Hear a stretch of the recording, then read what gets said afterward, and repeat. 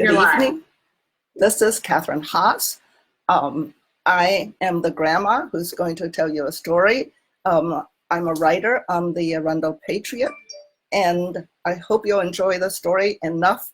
We need tons of subscribers to this excellent newspaper. You'll learn all kinds of wonderful things. So if you like the story, subscribe. If you don't like the story, you should subscribe also. It is a story that's written by Tolstoy in 1903, and it's called The Three Questions. Okay? Once upon a time, there was a king who wanted to be a good king, a good person, and he thought he needed answers to three questions. And if he knew the answers to those three questions, he could be a really good person and a good king. The three questions were: one, what is the best time to act?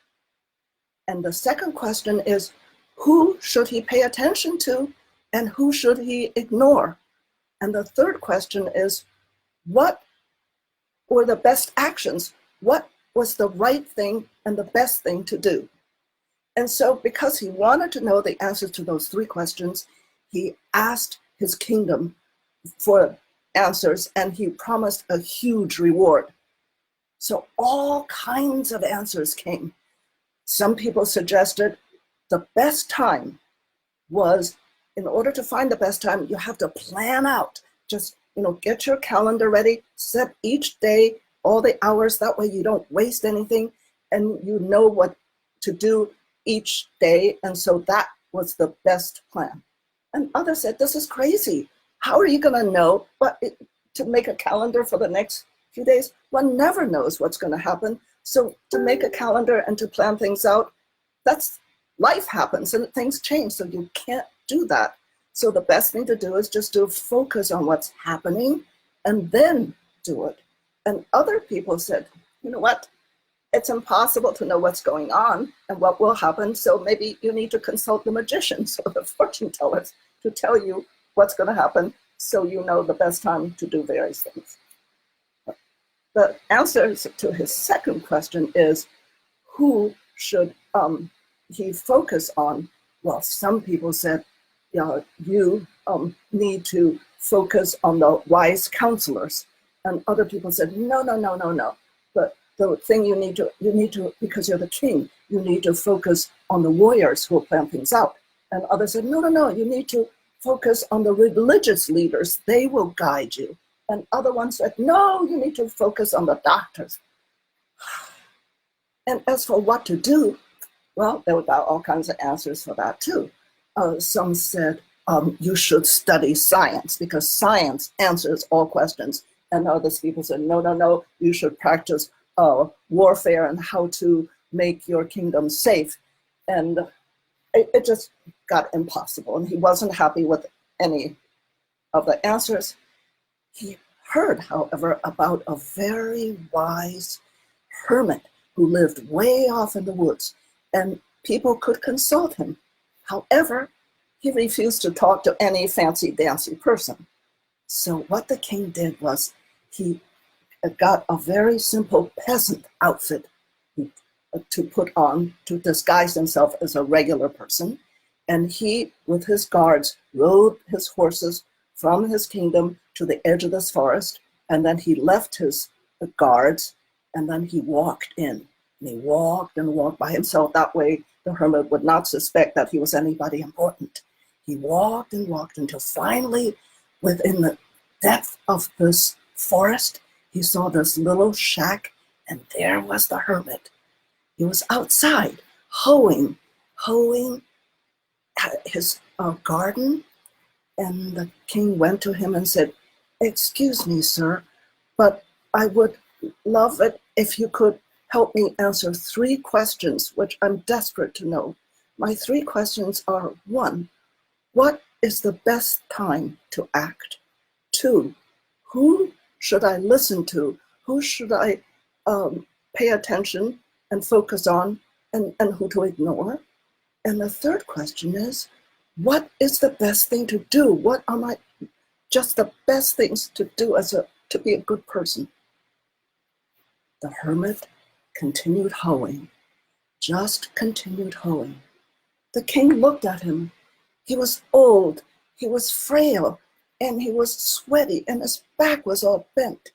And he was having such a hard time, and he wasn't answering him. So the king said, "Excuse me, sir, but could I help you to hoe?" And the hermit said, "Oh, yes, thank you so much." So the king took the hoe and began to work. He worked really hard, an hour, 2 hours.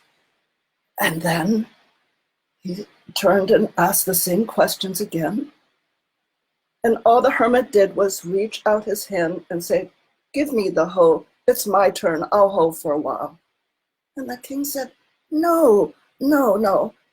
You are old. You are frail. I can do this." And so he continued hoeing and hoeing till he got all 3 beds completely, all nicely hoed. The sun was setting. He had hoed all afternoon. And finally, when he finished, he turned to the hermit and he said, "Look, I came to ask you these 3 questions. And if you can't answer them, I think I'll go now." And just then, the hermit said, "Look, look." And from the forest came a bearded man. He was clutching his stomach and he's bent over and he ran and they could see blood oozing out of his clothes. And the king ran over to him and held him as the man collapsed. And when they lifted up his clothes, he had this huge wound on his stomach. And quickly the king grabbed his handkerchief and held it against the wound, and the hermit went back and got a towel and they soaked the blood and it just kept bleeding, and they washed the handkerchief and the towel and they pressed it and it kept bleeding and bleeding, and finally they got the wound to stop bleeding. And this wounded bearded man said, "I'm so thirsty. May I have a glass of water?" And the king ran and got him a glass of water. He was so weak and it was quite late. And so the king and the hermit together lifted this man and brought him into the hermit's shack and laid him on the bed. The king sat on the floor beside him. He was so exhausted from the whole day of walking into the forest and hoeing that he lay down and just fell asleep. The short summer night passed quite quickly. And when the king woke up in the morning, for a minute he forgot where he was. And when he opened his eyes, he saw this bearded man looking down at him and the man said, "Forgive me, please forgive me." And the king said, "Well, what do you mean? I don't know who you are, and there is nothing to forgive." And the man said, "I know who you are. You executed my brother, and you took his land, and I swore revenge against you. I knew you were going in to meet the hermit, so I waited at the edge of the forest. I waited for you so that when you came out, I was going to kill you. But I waited and waited, and you didn't come. And after several hours, I thought, well, I'll just go in to kill you. But when I came in, your guardsmen were there, and we fought, and they wounded me, but I got away. And I would have died had you not rescued me and took care of me. And I am so sorry. If I live, I promise I will spend the rest of my life to be your loyal servant, and I will ask my sons to be your loyal servant as well." And the king said, "No. I am really sorry about your brother, and I will return your land. In fact, as soon as I get back to my palace, I will get my personal physician to come and take care of you." He was happy to make peace with his enemy so easily. And when he got up to leave, he went outside, and there was the hermit planting seeds in the 3 beds that he had hoed earlier, the day before. And as the king was about to leave, he said, "Sir, I came in for answers to 3 questions, and you never answered them." The hermit said, "You have the answers. The king said, I do? And the hermit said, yes. Your first question was, what was the right time? What was the best time? Look what happened yesterday. You came to ask me a question. And instead of leaving when I didn't say anything, you spent the whole day helping me. That was the best action, because had you not stayed to help me, and if you went out, the man would have killed you, and you would have been sorry you didn't stay to help me. So, and also the best time was this evening, yesterday evening, when the man who was wounded came. What did you do? You helped him and you saved his life.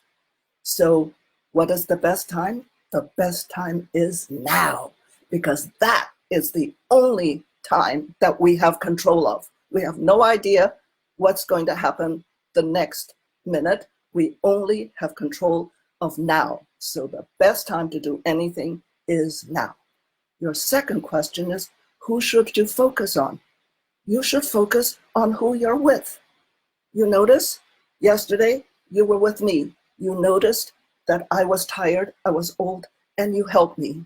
Later on, you noticed that this wounded man was hurt. And what did you do? You helped him. So who should you pay attention to? You should pay attention to the person you are with, because that may be the only chance that you have to deal with that person. You don't know whether you'll see that person tomorrow or next year or next week. It's now. The third question was, what's the best thing to do? The best thing to do is to do good for that person. You did good, you helped me, and that turned out well. And you helped your this friend, the enemy, and you made peace with him. So here it is, the answer to your three questions. What's the best time? The best time is now. What's the best, the person you should, people you should pay attention to? Pay attention to who you're with. And what should you do? You should do good to the person you're with, because that's what we are put on earth for, to do good. And that is the end of my story. Thank you for listening, and please become a member and donate to the Arundel Patriot. We sure could use your $5 or 10 or 5,000 or whatever you feel generous enough to contribute. Thank you so much. Good evening. Thank you, Katherine. You're welcome. That was beautiful. Should I just don't want you to end live video yet, because there's a little bit of a delay. Okay. And you'll cut it off. So, you won't have the ending of you asking for $5,000, which I like that. This is Victoria Bruce. I'm the producer of the Arundel Patriot. And if you have a grandma or a grandpa that has great storytelling capabilities like Katherine Haas, please send us an email to editor@arundelpatriot.org or send us a direct message to our page. And thank you, Katherine, and we can't wait to tell your next story. Thank you very much. And now do I click the end live video? You do. Okay, goodbye. Bye.